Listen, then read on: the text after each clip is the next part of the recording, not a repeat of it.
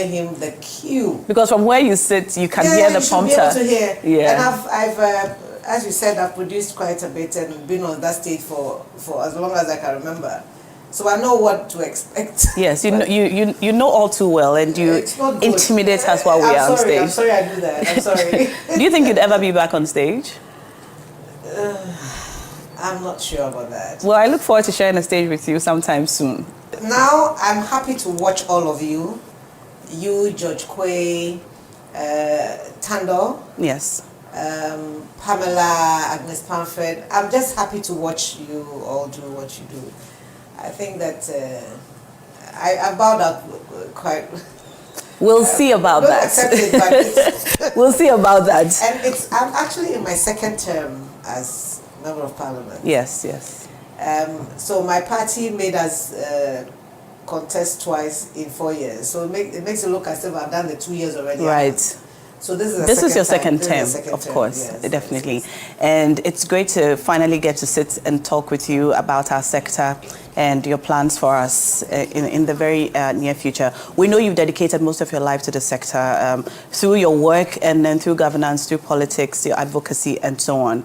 Now, we've entered a new 4-year term. And we have a lot of expectations, and we have a lot of questions, and a lot of aspirations, so to speak, for our sector to grow. To start with, what are the plans that you already have for the sector? So the plans that I have, first of all, let me thank you for this opportunity to speak with you or have a conversation with you. You're one of the young people in this country and in this space that I've lived in for many years, who has earned a permanent place in my heart. Oh, thank you. Yes, you and George and Frema, who is with your Rebel station, City, and I think Ajiti Anand as well. Yeah. Thank you so much. I've watched all of you like own the space, and it's so comforting and so rewarding that we probably did something right, which is why you came into the space. We're trying to follow in your footsteps, yes. No, you've owned it and you're doing something different with it, and I'm proud of all of you. Thank you. And so, to answer the question, I like other people, I didn't choose to be an actress. No, I didn't. I only happened to have come into this space because I needed to make decent money, as my mother called it. Okay. So I could rewrite my O-level, which I failed, the first one off. And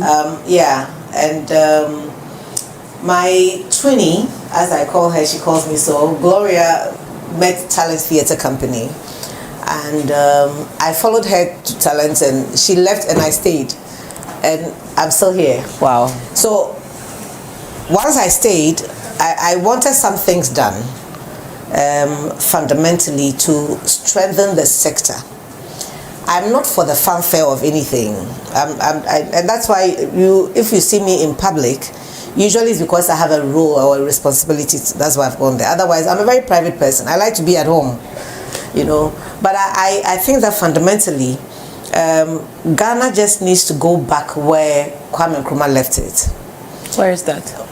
Where you own your heritage, where you are proud of who you are, where you don't make yourself second-class citizen to the rest of the world. And so he promoted the African personality. What is the African personality? Is what perhaps His Excellency John Dramani Mahama calls the Black Star experience. That everything African should be something that you hold high, like the flag behind us. Not only at some points, but always. All the time. Always. And we see you do that through your clothes, through your presence at events that have, rich cultural significance. I've seen you at festivals. I've seen you dance, even off stage, and so on. And without music as well. Without music. The one I heard yesterday, I can dance to it today. Oh, wow. Wow. Now, this is something, like you said, that appears to be a little lost on this generation, the coming generation. One of the conversations that I often have with my other, growing parents is the fact that our children do not speak our local languages a lot of our children do not speak our local language. They don't understand it. They don't know about our culture. Now, we are in festival season. I know Fetu Afashe just ended, Homowo just ended, Asafotu just ended, and I attended Homowo. While I was there, I looked around and I asked the person I was with, where are the children? When I was young, my parents would let us go and stand by the roadside and watch the carnivals, and so we don't participate, but at least we watch. So I remember. But there were no... I didn't see any children. And so I asked my friend I was with about it, and he said, oh, now, this is one of the things that I have noticed from my little corner that I think might result in the forgetting about some of our cultural things that we do and values that the generation coming. They might not even know about it. Do you think that, or do you have any plans or any, I don't know if policy is the way to go, to properly integrate or bring home the message of our culture and the things that we do as Ghanaians, which make us Ghanaians, to the coming generation? I could write a thesis on this one, or this question. It's a brilliant question, and it speaks to how disconnected we have become and how, unfortunately, it has stalled our progress as a people. You mentioned language. Language is the vehicle through which culture rides. Language is the medium through which you pass on what you intend to do, what was intended yesterday, what you intend today, and what you plan to do tomorrow. And depending on the medium of communication, whichever language it is, it should speak to the soul of who it is, whoever is listening to you. And that's why if you go to the market, for example, and you met somebody from, let's say, Gadangbe, and you spoke to them, you asked them a question about the words they are selling, immediately you get satisfaction if the person speaks the language. Even if the things, especially, you're not even thinking about it, you're thinking of culture and what speaks to the connection. And so we cannot lose that. And African Union set up, I think, about 7 or 9 commissions to develop African languages. And this same that we speak in Ghana is one of the commissions of the African Union, because it's a cross-border vehicular language. And it's spoken in 4 countries in West Africa: Ghana, Togo, Benin, and Nigeria. Some part of Nigeria, yes. So that commission has a rep of Nigeria on the commission. Okay. And we should not lose, if African Union is looking at it, ECOWAS is building on it, and the countries are not interested in developing the languages. That's problematic. Yeah.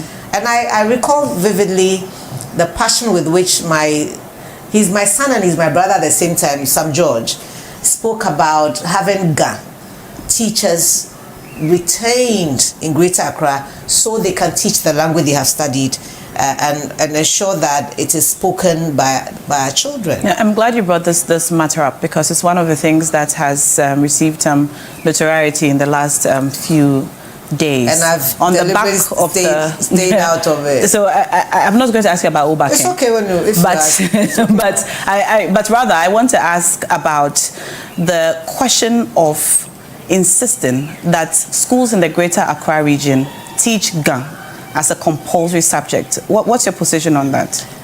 But Gamashmoje Gamanoni. Gamashmo Gamanoni. My mother, my maternal mother, my biological mother, not maternal, excuse me, Ghana. My biological mother is from Teshilenshi. Oh, I see. That's where I'm from. So my in Jajpo Mensa way. Okay. My late mother's maiden name is Helena Shuba Mensa. Okay. Yes.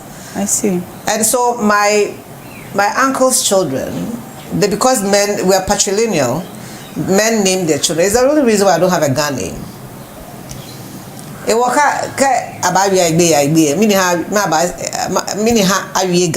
Well, there's been this argument that Greater Accra has become very cosmopolitan. Everyone is here. You shouldn't insist on a language. Now, while I was growing up, Ga was compulsory. It was a compulsory local language in schools. It was a street language too. Yes, but it's not the case anymore. I think that you cannot force anybody to speak a language they don't want to speak. But we also must admit that the indigents, the people that Uyghur or Yuga, you must speak it yourselves. But if you leave it for other people's languages, you can't be fighting in that same space to make it compulsory. Do you see what I mean? So let's own it. If I love speaking my Eber because my father is Eber, that's my choice. But if you don't speak it to me, you can't force me to speak it to you. But I do agree that if the policy is to improve on the language and ensure that it's spoken amongst the people, and it becomes a thing that schools are to teach, then Inga, Sana Choga. Okay. I agree with you. Yes. I agree with you. Yes. Let's talk about infrastructure, shall we, in our sector. Now, you've been to the National Theatre many times. I've been there many times. I've worked there. I remember when it was renovated. I remember you as a young girl. As an usher, yes. At the doors of the National Theatre. You've earned your stripes, though. You've earned your stripes. Thank you. Thank you. Now, over the years, of course, it's the only theatre we have properly built for theatre. Of course, there are stages everywhere in the country, but you know and I know that when it comes to theatre, the pits, the curtain and so on, you need a certain infrastructure, and we have only one. Now, successive governments have spoken about their plans to renovate the National Theatre and also to build other theatres. We are happy to have you as our minister because you have been a performer and you understand the need for good quality infrastructure for us. What plans do you have to make the theatre that we currently have better? And should we look forward to seeing other ones, new ones built for us? I was there when the sword was cut for this theatre to be built. Okay. I was there because Dr. Abdallah was the chairman of the National Commission on Culture, and we were the first employees. So our office used to be at Kaukudi, where the Community Youth Cultural Center is. Wow. in Mamudi. In which year was this? Must be in 1990, but the building was started in 1991, or was finished in 1991. So we were housed at Mamobi for a year or two before we moved. This building was completed and we moved in there. And so it's almost like my family home. And just this morning, Kokwa Matefio was here with the executive director for the National Theatre. We're talking about this, what has happened to our theatre. This infrastructure was arranged by former president, bless his heart, wherever he is. We agree that he and the Chinese did this together. And over the years, it's deteriorated, I agree, knowing what it was from day one to what it is now. So I think the first ambassador I met in this office was the Chinese ambassador for that reason. I see. To put this before him. So he came here. This year? Yes. The first ambassador I hosted in this office was the Chinese ambassador. With respect to renovating the National Theatre? Yes. Okay. And I don't know if he watches your show, but he will attest to that. And the records he watches. He does? Yes, good. Everybody does. Oh, yes, of course. I do too. So I called him and I put before him the fact that it's the image of China and Ghana relationship. This is what shows physical, tangible, right? And he asked me to do the paperwork on what does it entail to renovate it or restore it to its past glory, which we have done. But you also must admit that in the past few couple of months, they've done other things for this country with the Ministry of Foreign Affairs, where my brother, Samuel Okudjo-Tablako is minister. And so anytime I've met him in that space as well, I remind him that we are still looking forward to they haven't said no, and they haven't given me a solid yes. So they are looking at it. He has to send it back to his country. Is it to be funded by them? Them. Do we have any arrangements of sorts with them to renovate the theatre? I don't think it was part of the agreement. I don't think so. So I've had to start this relationship and this communication on a clean slate with the ambassador. Okay. And so I'm very hopeful that in good time we'll get the response that we need. Okay. It's a very heavy capital intensive work that has to be done, and you all know where we are with our economy. So they have to help us bring it up to the standard that we want. Okay. So we're in conversation, let me just say so. The other thing is that there've been promises for years of building new ones in other parts of the country. Yes. The truth of the matter is that we haven't been able to do it because of, again, our economic situation. So as I go around meeting the diplomatic community and also UNESCO, I've been there, and the World Tourism Organizations. When I meet investors, I bring this up to them. I'm trying to get somebody who is interested and has the capital to come and invest in it for us. Yes. We know that our economic situation is rough. Isn't the best. Yes. But then we also know that when sectors matter to us, we are able to invest in those sectors, and we know how much the sector matters to you. So I'm hoping that at the next budget reading, we will hear about investment into the sector, especially development of our infrastructure, because for years we haven't seen anything. And, you know, we look at other economies and how they have risen through the creative arts. You know, Hollywood, Bollywood, Nollywood, the list is endless. And you agree that we have talent here, and there's so much we can do. When I watch these Got Talent shows, I look at them and I think, the boys in Bukom can dance better than this, you know? But there isn't the investment in the sector. Right. So we're hoping that... yes, well, this is something that you I'm not sure I'm not sure how things get into the budget. If it's just about talking about them, the applause I received from the budget committee when I went to speak for the sector, if the applause could generate, ensure that what I said will go into the budget, then I'm sure that will be number one. Because they themselves said that nobody has ever presented as I did. I see. So, and Minister of Finance, you know that's what happened. That's the truth, you know. And I hope so too. Honestly, I hope so too. And if I must add, if we really want to develop as fast as we should be doing, we should focus on this sector. I think that recognition may be one of the reasons why His Excellency the President, again through the executive instrument in 2013, realigned the ministry to be tourism, culture and creative arts. So we see that there's a recognition and an admission that what promotes our tourism is the culture and the creative arts. Yes. We see that.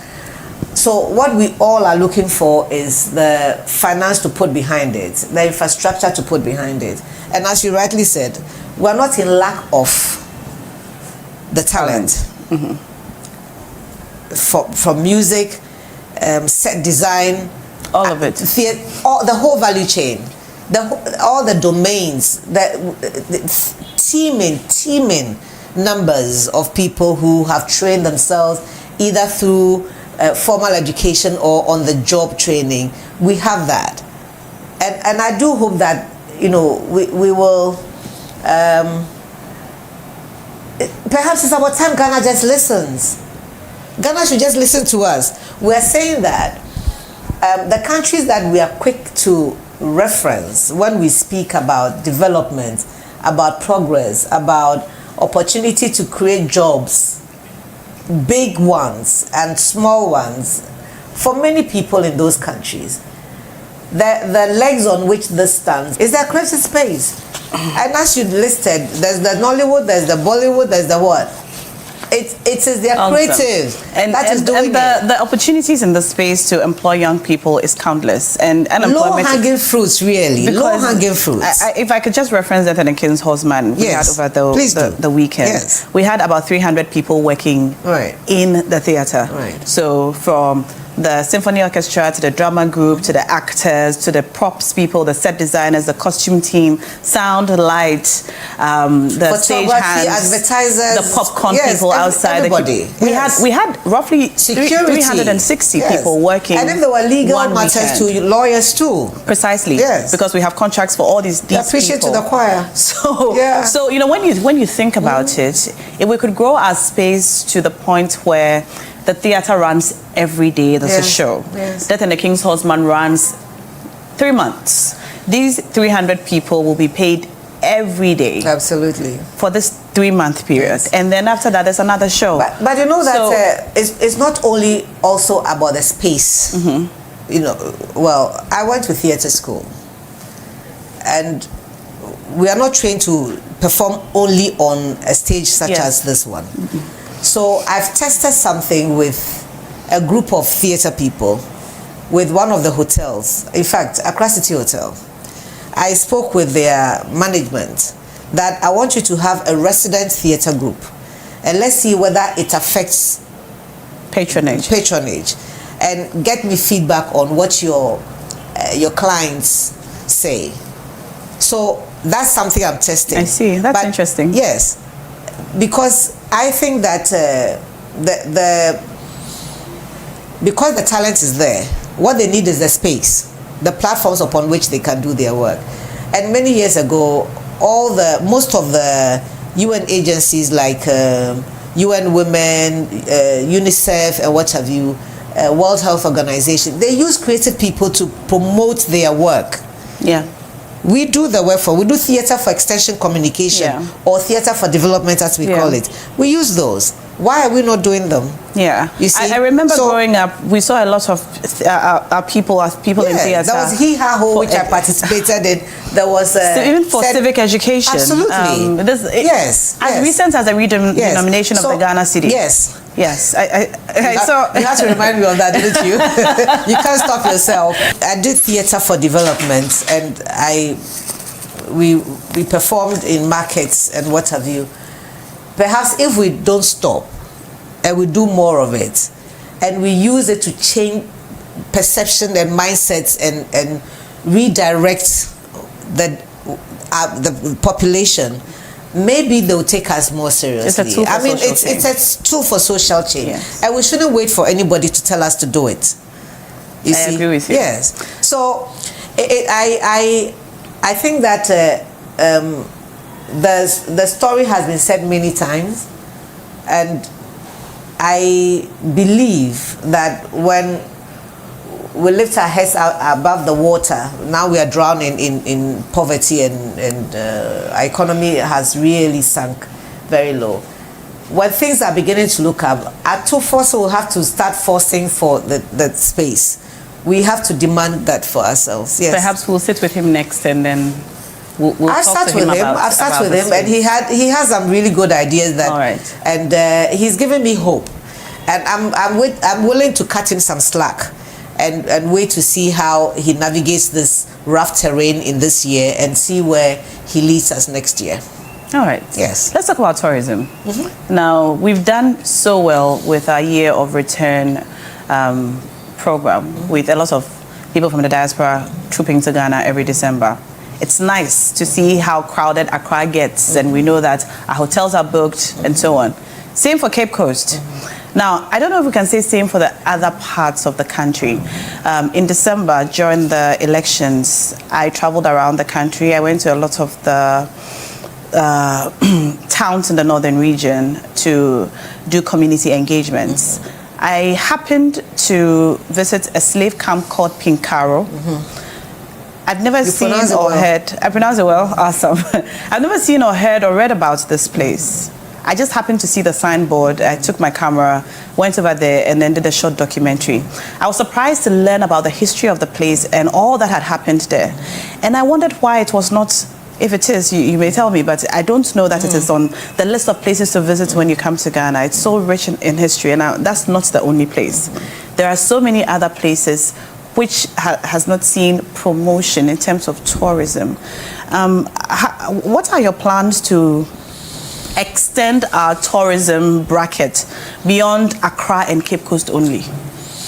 One of the things that really got me excited was the announcement that His Excellency President Mahama made, that he had upped the percentage of common fund that goes to the district assemblies to 80%. I was like, yes, this is what I need to hear. And if you recall, at my vetting even, I mentioned that I was going to focus on domestic tourism. And once we start celebrating what we have, the world will now want to come and see it as well. So in my regional tours, I write to the ministers of the region, and I encourage them to invite their MMDCs to meet with me so that we talk about it. Tourism is local.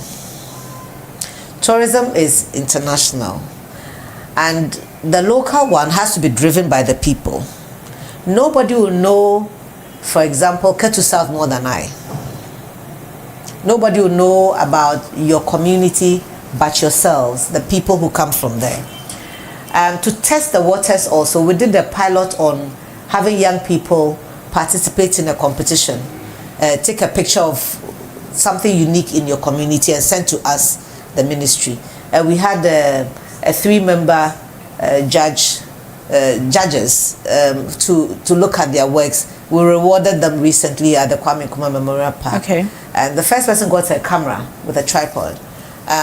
So we want to unearth that. But most importantly, I think that to look at the center for the development of the whole country is not going to work. If it was possible, all these years that the ministry has been set up, it would have been done. So we want to build on what has been done. I was around when Panafest was started, when emancipation was started, which has now become repackaged in some form for return and beyond the return and all of that. It's just that same thing being called different things at different times. The focus and the theme sometimes change, but it's really about bringing home people. And for them to experience the whole country, it should take the municipal assemblies and the traditional authorities in those communities. We have to have new products, and for the new products to come, our officers in the regions and the municipal assemblies have to unearth that for us. They have to bring that to our attention, and we will promote it. We will help them develop it, not with the money, but with expertise. Yeah. So that it is, once we packaged it and it's ready to be sold, we will help them sell it. So I've been having that conversation with MMDCAs as I've started my regional tour. Now, it is not only Pinkaro. There are many things that we have. This sector is public sector led, but it's private sector driven.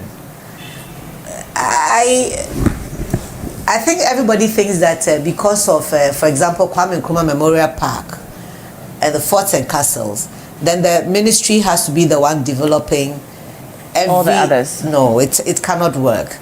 So in recent times, we've seen locally and around the world, young influencers go to interesting places and put up whatever videos with their own, sometimes not very accurate facts, because they look at it and say, oh, this looks like this.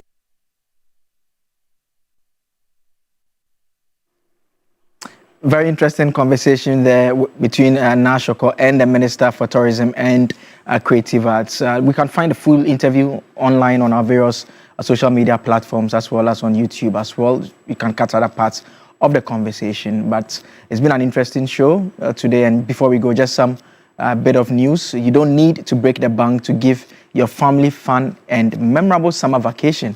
Book our summer promo package now. The package is for one night and get a second night free with dinner on arrival. You enjoy free breakfast, lunch, and dinner on the second day, and breakfast on the last day before departure from only 2,300 cedis. The promo runs and ends on 30th September 2025. The package offers guests free access to all in-house facilities, swimming pool, gym, cinema with popcorn, board games, snooker, and other activities. Fun activities include a tour of the beautiful facility with an electric golf cart, a splash playground for kids, bicycle rides, quad bike ride, exciting boat ride to Maha Village, jet ski, banana boat, and party bus ride. On weekends, there could be nightclub sessions, live band, a DJ night, brass band, and more.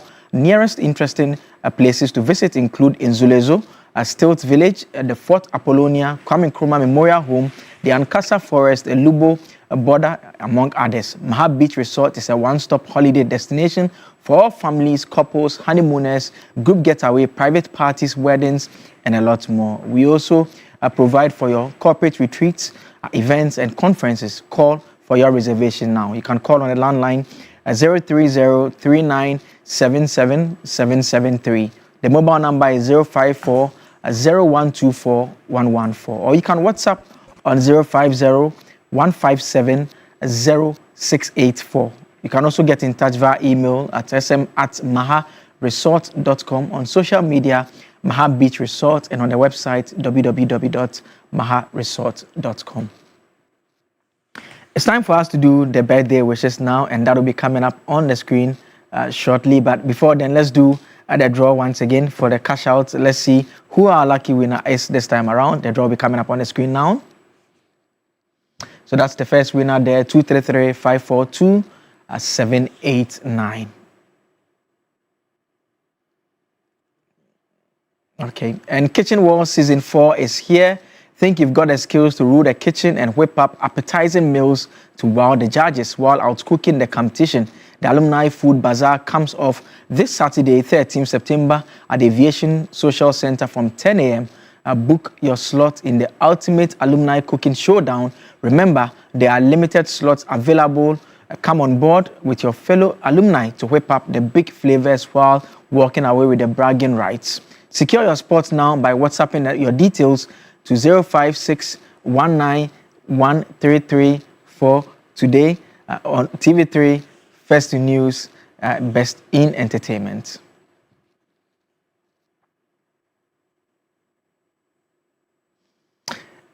And TV3 presents the EduFair 2025, the platform that connects schools, educational institutions, institutes of higher learning, educational material producers or suppliers, edutech service providers or financial companies with student and parent-focused products and services to secondary students and parents to help increase awareness of higher education and vocational school opportunities. TV3 EduFair helps parents and students explore top universities, meet academic experts, discover scholarships, and take the first step towards their dream career. The venue for the TV3 EduFair is the Plush Accra City Hotel from Friday the 3rd and Saturday the 4th of October 2025 from 8 a.m. to 6 p.m. Daily. Come, network, learn, and get admissions. Opportunities for your awards, while educational vendors would also get the opportunity to sign on prospective students. TV3 EduFair, proudly sponsored by the Center for International Studies, African Schools Online, and Chief as well. You can call on 0247 120 633 or 053 11 00927 for more details. See you there. We can do the birthdays now. It's time to celebrate our viewers and messages from various individuals who have been watching. And the first one here is Veronica Innocent, is team lead, Financial Institutions, Provident Insurance Limited company. The happy birthday to you, Veronica. Alfred Yao Sepoga, my love and partner, God bless you. Happy birthday to you, Alfred. Nana Safua Boating, Deputy Superintendent of Immigration, Kotoka International Airport. God bless you with many more years to celebrate. Patrick Nioko of Ahanta West, enjoy grace from Nyaba Lydia, Nat Secretary, Ahanta West. Roma from family and friends, happy birthday to you. And Mr. Gerard Kwako, CEO of KG Enterprise, happy birthday. Nana Osei, CEO of RPG Company Limited, I do enjoy your special day. Happy birthday to you. And Dickness Vivian Obobi from Esther Agboji and the Women Fellowship members, happy birthday to you.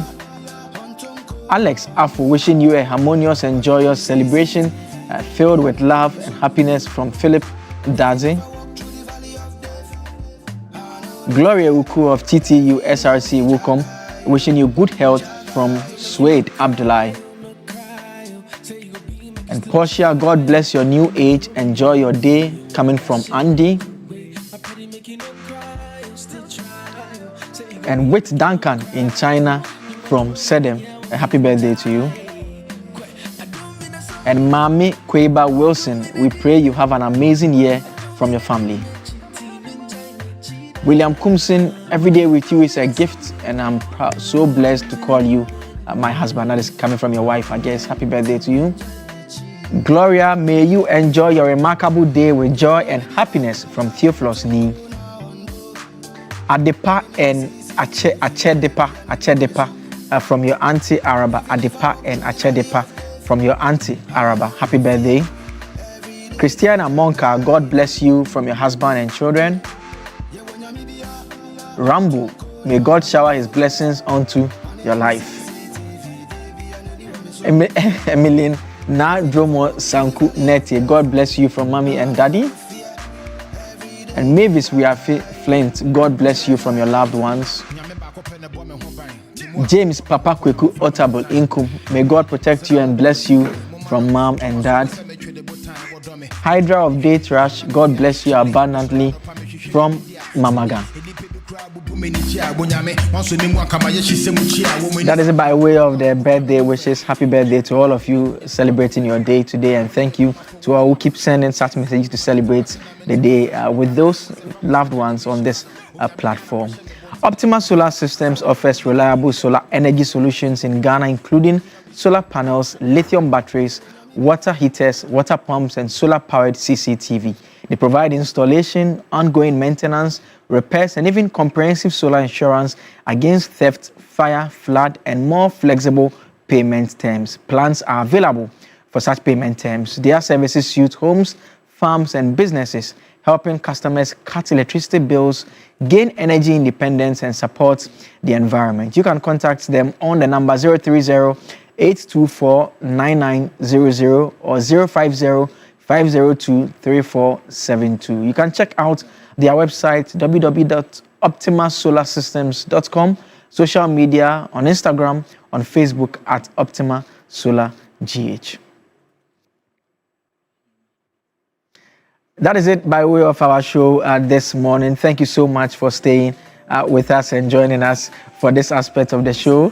We thank you for staying with us. Do join us tomorrow. We have another exciting edition of New Day. Interesting interviews, interesting conversations, and sports, and all other aspects of national life. A special good morning to every other person, the loved ones and everyone. I'm being told to extend the kind wishes to all the loved ones, but special happy birthday to all those celebrating their birthday today. Thank you for staying with us throughout the coverage. Do join us and stay tuned in for News Central coming up at midday. I am Joseph Akable.